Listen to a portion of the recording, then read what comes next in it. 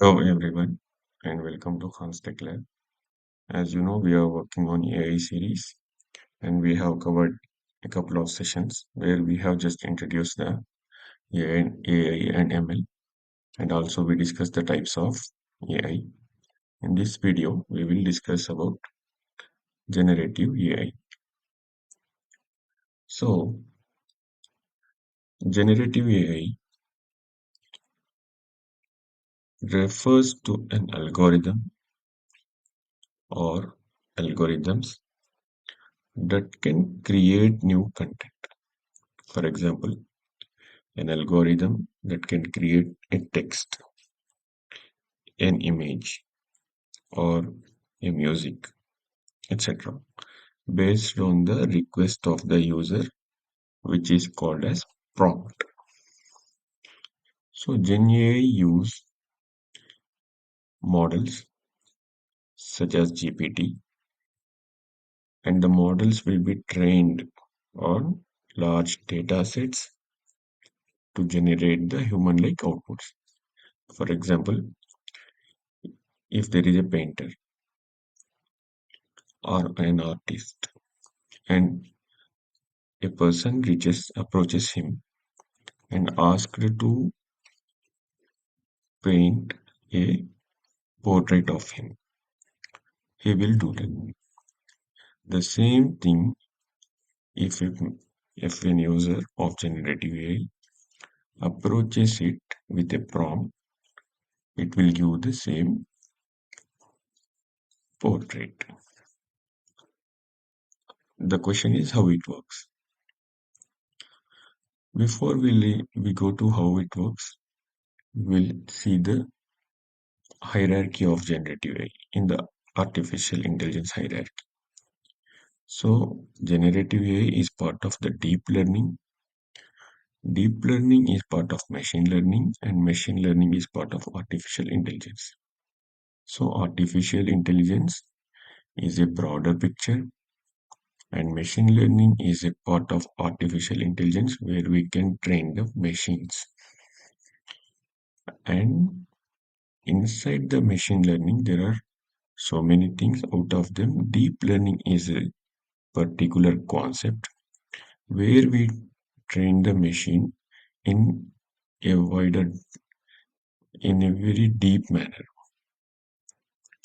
And inside the learning, there is a thing called generative AI, which will, based on its learning, it will generate the results. Now coming back to the question, how it works, it gets trained on large data sets.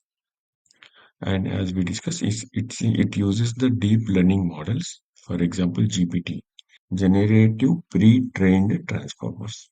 It is previously trained. Now it learns the patterns and structures in data. If you feed it with some data, it learns based on the patterns and the structures of the data. And it will generate a new data based on what it learned. And now what are the popular models? As we discussed, GPT, generative pre-trained transformer, is basically used for text generation. Similarly, DALI, it is for image generation. Stable diffusion is one of the popular model for text to image. If we ask the model to give some image based on the text, it will generate it. Similarly, music LM for music generation. How it works as per the architecture. Suppose you have an application, you have to ask the GenAI using prompt. Prompt means a message using which whatever question or query or request you have, it is called a prompt.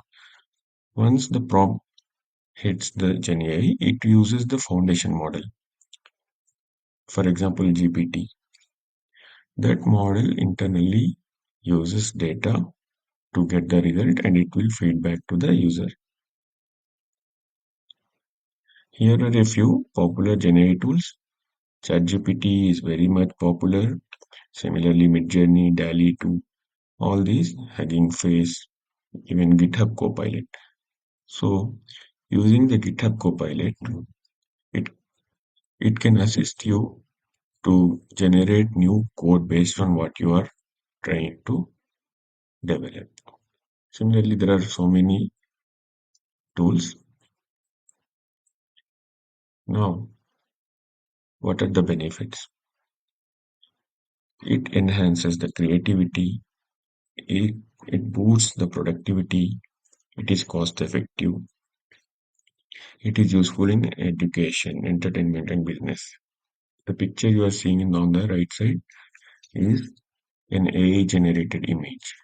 This image has won in some competition a couple of years back. It's called Theater the Opera Spatial. So these kind of images can be generated using GenAI. Now, what are the challenges? There are a few challenges.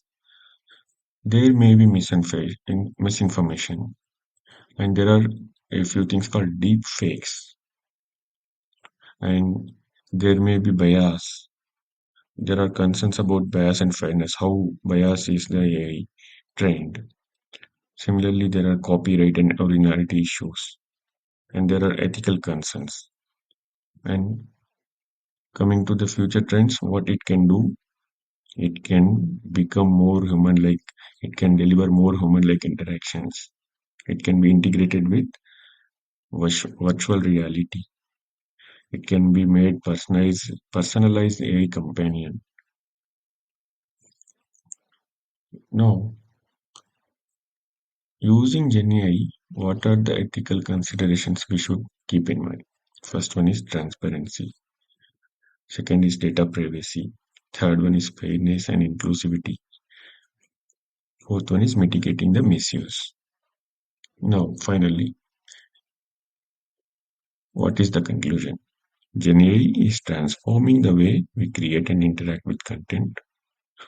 Understanding its potential and limitations is key to using it responsibly and effectively. In the upcoming sessions, we will learn more about GenAI and how to use it and how to create applications using it in the upcoming sessions. Please stay tuned. If you like the video, please hit the like button and subscribe to our channel. Thank you.